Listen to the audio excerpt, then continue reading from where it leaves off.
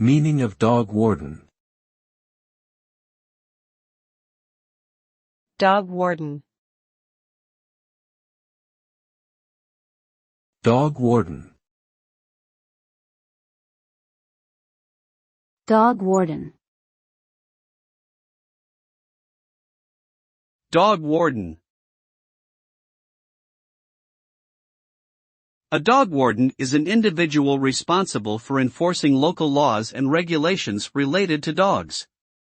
Their duties may include investigating reports of strays or aggressive dogs, responding to complaints of barking or other disturbances, licensing and registration of dogs, and ensuring owners are following leash laws and cleaning up after their pets. Dog wardens may also work with animal shelters and rescue organizations to ensure the safety and welfare of dogs in their community. Overall, a dog warden plays an important role in promoting responsible pet ownership and ensuring public safety.